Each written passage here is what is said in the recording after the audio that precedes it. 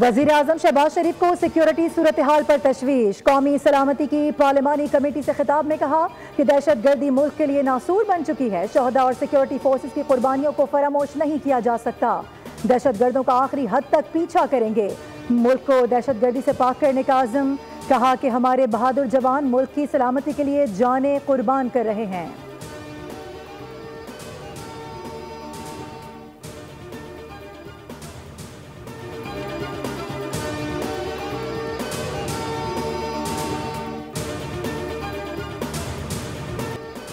कौमी सलामती कमेटी का इजलास स्पीकर अयाज सादिक की ज़ेर सदार जारी। Chief of army staff general Syed Asim Munir की इन कैमरा इजलास को तकरीबन 1 घंटा तफसीली ब्रीफिंग। बलूचिस्तान और KP में दहशतगर्दी की ताज़ा लहर और अफगानिस्तान के किरदार से आगाह किया। इजलास में सियासी और अस्करी क़यादत समेत वज़ीर आला पंजाब मरीम नवाज़, वज़ीर आला सिंध मुराद अली शाह, वज़ीर आला बलूचिस्तान सरफराज भुट्टी और वज़ीर आला KP अली अमीन गंडापुर भी इजलास में मौजूद। अपोजिशन लीडर उमर अयूब समेत PTI के अरकान शरीक नहीं हुए। स्पीकर अयाज सादिक ने कहा मुल्क को दरपेश हालात इत्तेहाद के मुतकाज़ी हैं।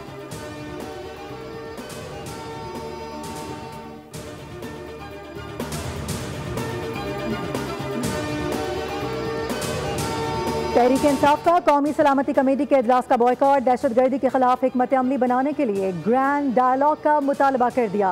उमर अयूब ने कहा कि बानी PTI से मुलाकात और मुशावरत ना करने देना नाइंसाफी है।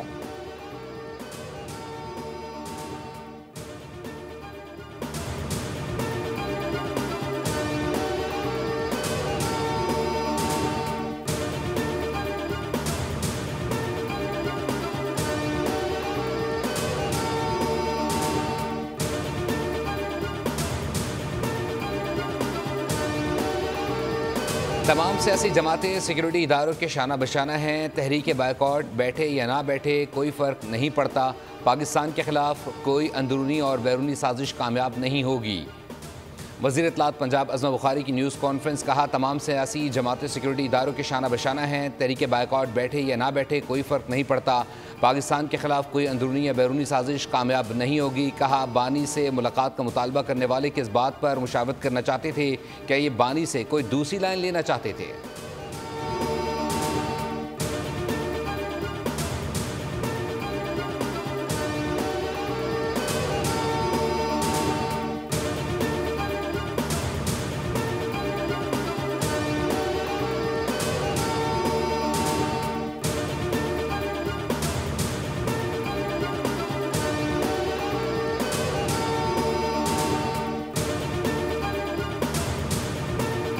ने मना कर दिया है कि वो इस अहम तरीन और नाजुक तरीन मोड़ में रियासत के साथ पाकिस्तान के साथ नहीं खड़ा होना चाहता। उन्होंने मना कर दिया है कि जब तक वो अडियाला में बैठा हुआ कैदी वो उनको इजाजत नहीं देगा, वो नहीं चाहेगा, तब तक पूरी जमात उस शख्स के कहने पे या उसके इजाजत लिए बगैर कौम के अहम तरीन इस मोड़ पे वो कौम के साथ खड़े नहीं है। दहशत गर्दी की लहर सोची समझी साजिश है। जिन सियासी जमातों को फंडिंग हुई वो चाहती हैं पाकिस्तान को कमजोर किया जाए। आज सलामती कमेटी में ब्रीफिंग दी जा रही है। अफसोस PTI ने शिरकत से इनकार किया। वजीर इत्तलात सिंध शर्जील नामेमन की मीडिया से गुफ्तगू। कहा कि अडियाला में बैठा शख्स नहीं चाहेगा तो PTI कौम के साथ नहीं खड़ी होगी। हर मुश्किल और बुरे हालात में कौमी इशूज पर साथ होना चाहिए।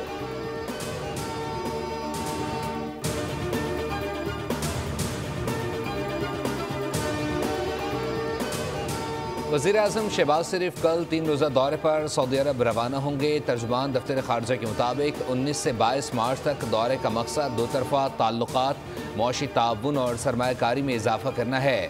वज़ीर आज़म सऊदी वली अहद मोहम्मद बिन सलमान से मुलाकात करेंगे। दोनों ममालिक के माबैन तिजारत समेत मुख्तलिफ शोबाजात में ताउन पर गौर होगा।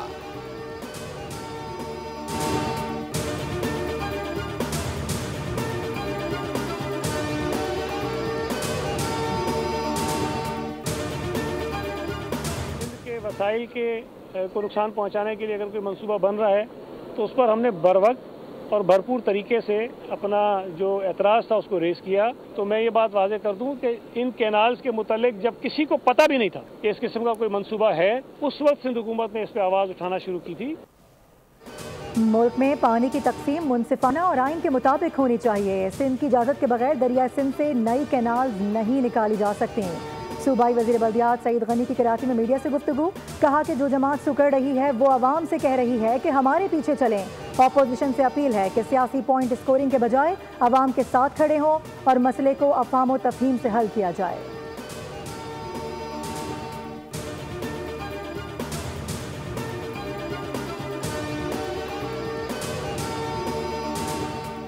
कभी नहीं चाहेंगे कि किसी का हक मारा जाए, चाहते हैं पानी की तकसीम मुआहदे के मुताबिक हो। मेयर कराची मुर्तज़ा वहाब कहते हैं पानी की सप्लाई बेहतर बनाने के लिए काम कर रहे हैं। अब तो गवर्नर साहब ने भी बेड़ा उठा लिया है। कराची के मुख्तलिफ 15 मकामात पर 29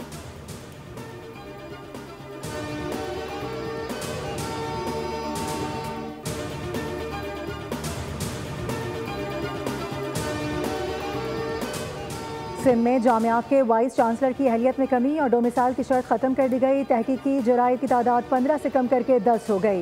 ग्रेड 21 के मास्टर डिग्री होल्डर्स उम्मीदवार को अहल करार दे दिया गया।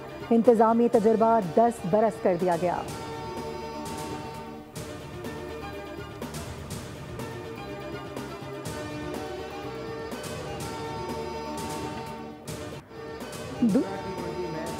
पाकिस्तान के हाथ से गया। न्यूजीलैंड ने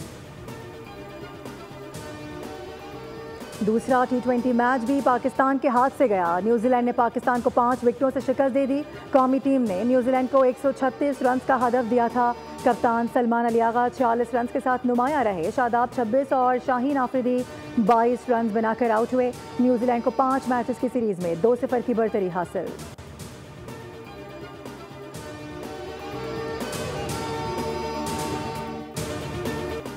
पाकिस्तान सुपर लीग सीजन 10 की चमचमाती ट्रॉफी ने लाहौर की सैर मुकम्मल कर ली। कौमी क्रिकेटर फ़खर जमान ने निजी यूनिवर्सिटी में तलबा और तालिबात को ट्रॉफी का दीदार कराया।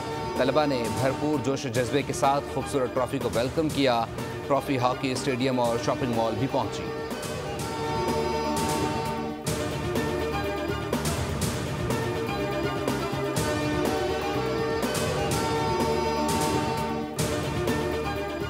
बहरीन के कमांडर जनरल शेख मोहम्मद की रावलपिंडी हेडक्वार्टर्स आमद। Army chief general Syed Asim Munir और बहरीन के कमांडर की मुलाकात। बाहमी दिलचस्पी और इलाकाई सलामती को मजीद मजबूत बनाने पर तबादला ख्याल किया गया। आर्मी चीफ का चैलेंजेस से निपटने के लिए बाहमी ताउन की अहमियत पर जोर। बहरीनी कमांडर ने पाकिस्तानी मुसल्लह अफवाज की पेशा वाराना सलाहियतों को सराहा।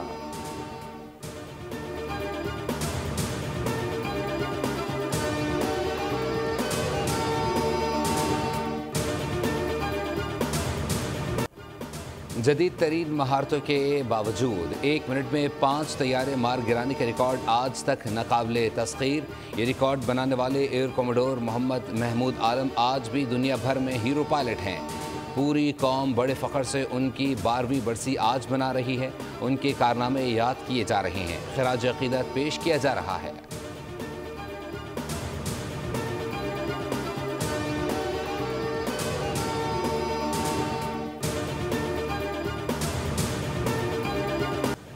मुल्क भर में बच्चों के अगवा के खिलाफ अज़ खुद नोटिस केस की समाअत। अदालत ने कौमी कमीशन बराए तहफ़्फ़ुज़ अतफ़ाल के मुतालिका नुमाइंदे को आइंदा समाअत पर तलब कर लिया।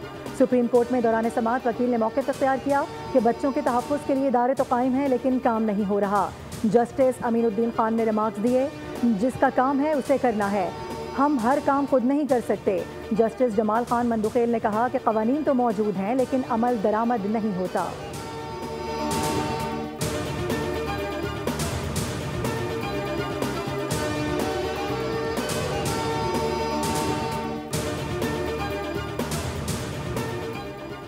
इंसदाद दहशतगर्दी अदालत सेंट्रल जेल में मुस्तफ़ा आमिर कत्ल केस की समाअत। मुलजिम अरमगान को मजीद 7 रोज़ के जिस्मानी रिमांड पर पुलिस के हवाले कर दिया।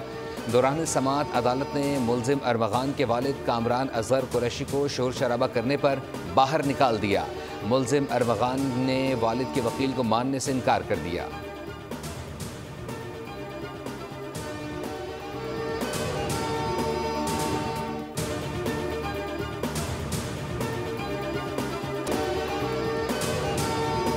औरंगी मेहरान टाउन में इत्तफाक शौहर ने बीवी को पेट्रोल छिड़क कर आग लगा दी। खातून तशवीशनाक हालत में सिविल बेंच वार्ड में दाखिल।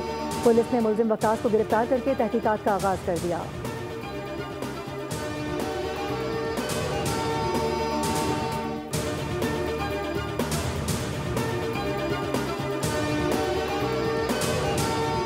कराची के इलाके कुरंगी में डाकू कार सवार शहरी से 25 लाख कैश लूट कर फरार। पुलिस के मुताबिक मुलजिमान ने मज़ाहमत पर सिक्योरिटी गार्ड को जाम बहक कर दिया। कार में गार्ड और पोल्ट्री का बिजनेस करने वाले 2 अफराद सवार थे।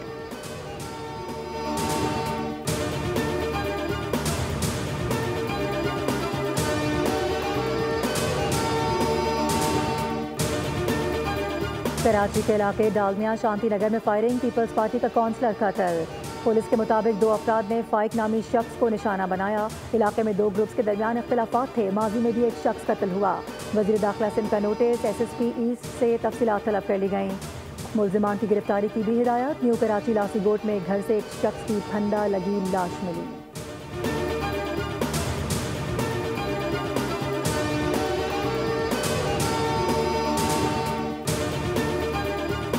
जंगबंदी मुआहदे के बावजूद गजा में इसराइल के आधे घंटे में पे दर पे फ़िज़ाई हमले, 200 से ज़ायद फ़लस्तीनी शहीद हो गए, 170 से ज़ायद ज़ख्मी। फ़लस्तीनी वज़ारत सेहत के मुताबिक शौदा की तादाद 232 है। 19 जनवरी को हमास के साथ जंगबंदी के आगाज़ के बाद से इसराइल की जानिब से ये सबसे बड़े हमले हैं।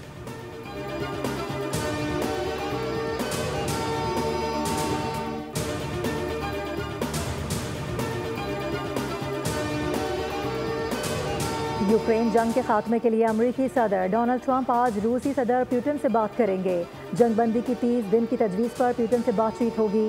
रूस यूक्रेनी फौज को कर्सक के इलाके से बाहर निकालने के करीब है। अमरीकी सदर डोनाल्ड ट्रंप ने कहा है कि तवानाई के मंसूबों पर भी पुतिन से बात करने का इरादा रखता हूँ।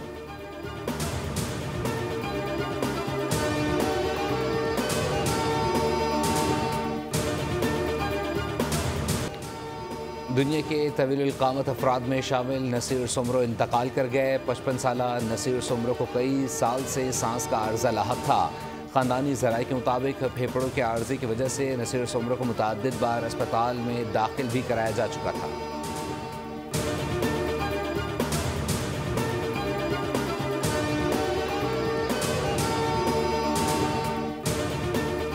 सिंध में हज़रत अली करमल्लाहु वजहू की यौम शहादत पर तमाम सरकारी और निजी स्कूलों और कॉलेजेस में तातील का ऐलान। महकमा तालीम सिंध ने नोटिफिकेशन जारी कर दिया। 22 मार्च को तमाम तालीमी इदारे बंद रहेंगे। उम्मुल मोमिनीन हज़रत सैयदा आयशा सिद्दीक़ा का यौम वफ़ात मुल्क भर में नहायत अक़ीदत व एहतराम से मनाया जा रहा है। आपने 17 रमज़ान 58 हिजरी बरोज़ मंगल 66 बरस की उम्र में दार फ़ानी से पर्दा फरमाया। आपको इल्मी, सदाकत और अहादीस रिवायत करने के हवाले से दयानत व अमानत में इम्तियाज़ हासिल था।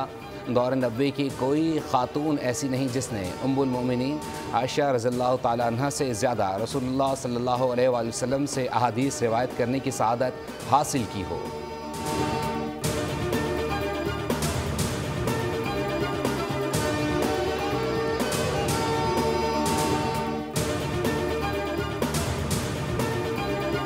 और ग़ज़वा बदर इस्लाम की अज़मत और सरबुलंदी का पेश खैमा। मकाम बदर तारीख़ इस्लाम का वो अज़ीम और शान यादगार दिन है कि जब 17 रमज़ानुल मुबारक के रोज़ इस्लाम और कुफ्र के दरमियान पहली फैसला कुन जंग लड़ी गई, जिसमें कुफ़ार कुरैश की ताकत का घमंड खाक में मिलने के साथ मुट्ठी भर मुसलमानों को वो अबदी ताकत और रश के ज़माना गलबा नसीब हुआ, जिस पर आज तक मुसलमान फ़ख्र का इजहार करते हैं।